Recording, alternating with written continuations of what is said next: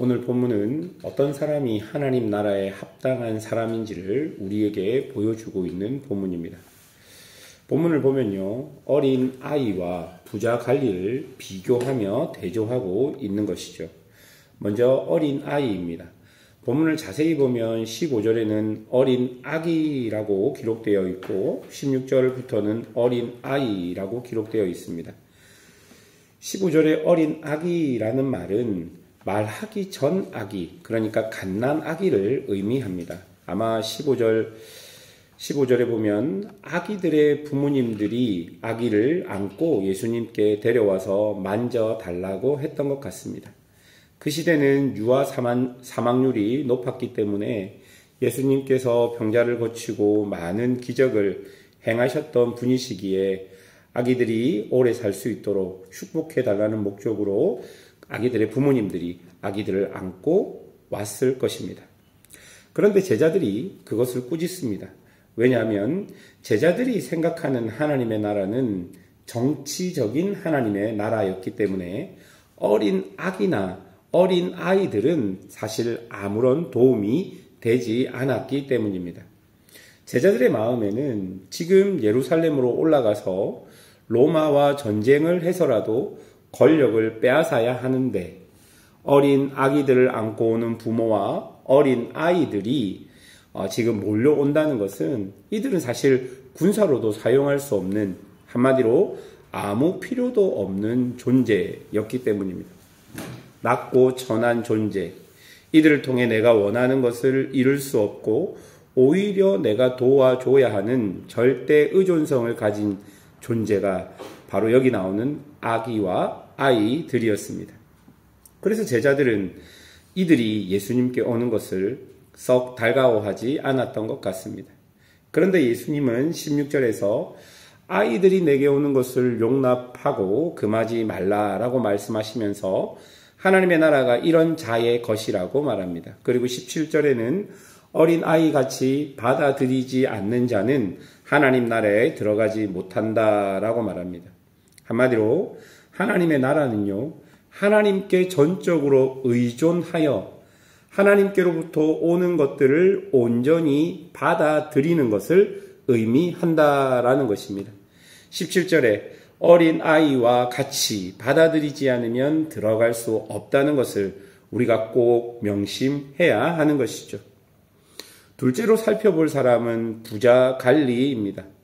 이 사람은 정확하게 어린아이의 특징과는 다른 모습을 보여줍니다. 그런데 이 부자 간호는 정말로 영생에 관심이 있었던 사람입니다. 그리고 21절에 율법과 계명들을 다 지켰다라고 말합니다. 이 사람은 자기 스스로 자신이 하나님의 나라에 합당한 사람 혹은 하나님의 나라에 매우 가까운 사람이라고 스스로가 생각했던 것 같습니다. 아마 주변 사람들도 그 사람을 향해서 이 사람쯤은, 이 사람 정도면 하나님 나라에 합당하겠다라고 아마 주변에서도 인정해주는 그런 사람이었을 것입니다. 왜냐하면 그는 눈에 보이는 부자였기 때문입니다. 옛날 유대인의 전통에서는 부를 하나님의 축복으로 여겼습니다.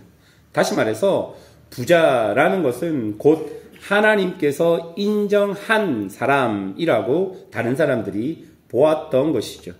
그런데 이렇게 하나님께서 인정받은 간원인 이 부자가 율법까지 다 지켰다는 것입니다.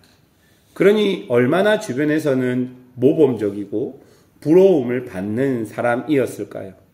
그런데 예수님께서 이 부자 간원에게 이렇게 말씀하십니다. 22절입니다. 예수께서 이 말을 들으시고 이르시되 내게 아직도 한 가지 부족한 것이 있으니 내게 있는 것을 다 팔아 가난한 자들에게 나눠주라. 그리하면 하늘에서 내게 보화가 있으리라. 그리고 와서 나를 따르라 하시니. 예수님은 진심으로 그를 당신의 제자로 불렀습니다. 그런데 23절에 보십시오. 그 사람이 큰 부자이므로 이 말을 듣고 심히 근심하더라. 여러분, 예수님께서는 가지고 있는 재물을 팔아 가난한 사람을 나누어 주고 예수님의 제자로 자신을 따르라고 이야기했지만 이 사람은 부자이기 때문에 근심하였다라고 이야기하는 것이죠. 예수님께서는 분명히 누가복음 16장 13절에서 하나님과 재물을 겸하여 섬길 수 없다라고 말씀하셨습니다. 그러나 이 부자 간호는 예수님과 재물을 동시에 섬기고 싶었던 것입니다. 그리고 자신의 의와 재물로 자신이 원하는 모든 것을 할 수 있겠다 싶었던 것이죠. 여러분, 우리 안에 이런 부자 간호과 같은 마음이 분명히 자리 잡고 있을 수 있습니다. 하나님을 잘 섬기지만 우리를 붙들고 있는 그 재물의 유혹, 하나님을 섬기는 것 같지만 결국은 재물을 통하여 하나님을 섬기는 것이죠. 재물을 하나님처럼 섬기는 것이죠. 현대인이 가지고 있는 가장 큰 신앙의 문제점이 바로 그것일 수 있겠다 싶었습니다.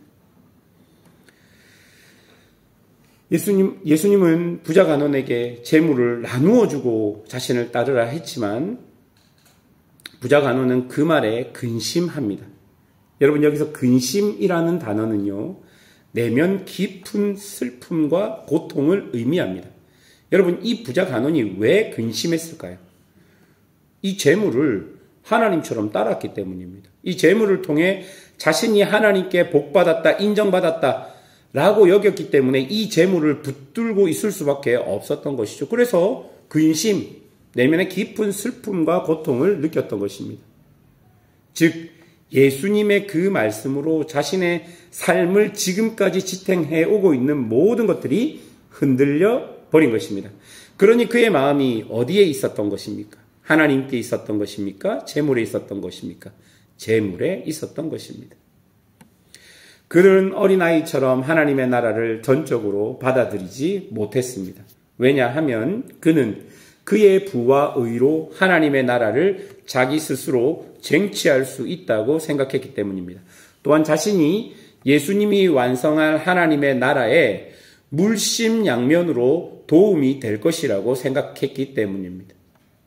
하다못해 앞에서 이 어린아이 같지 않으면 천국에 합당하지 못한다는 예수님의 말씀을 듣고 하다못해 내가 이 어린아이보다 못할까라고 본인 스스로 생각했겠지요.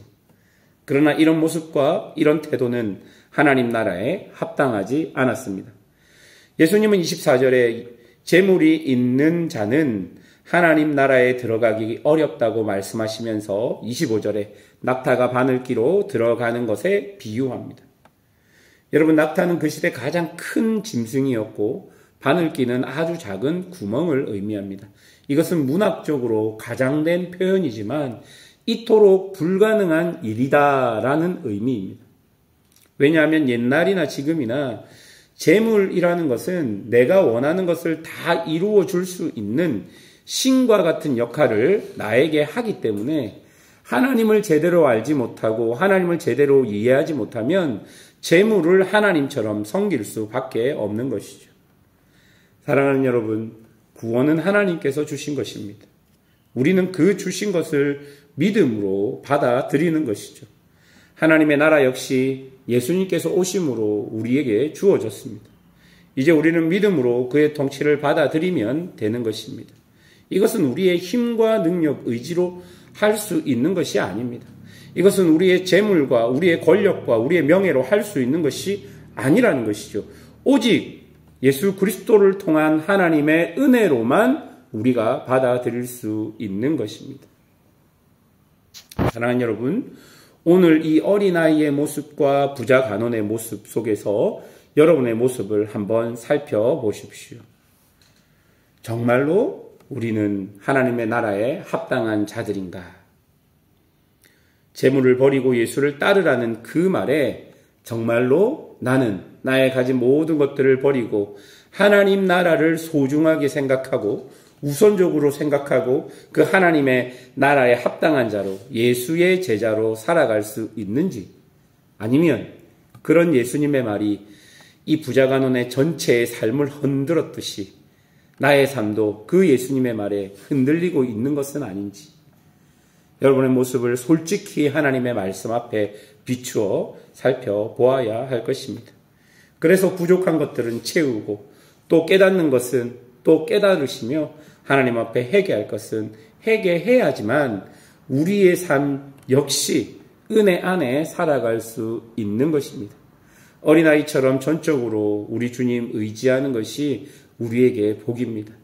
물질을 의지하는 것이 아니라 전적으로 우리 주님 의지하며 이 땅을 살아가는 것. 재물을 하나님처럼 섬기는 것이 아니라 정말로 하나님을 하나님처럼 섬기는 것이 우리에게 합당한 믿음의 태도일 것입니다. 그렇게 믿음으로 사는 성도들이 되시기를 주님의 이름으로 축원합니다. 기도하겠습니다.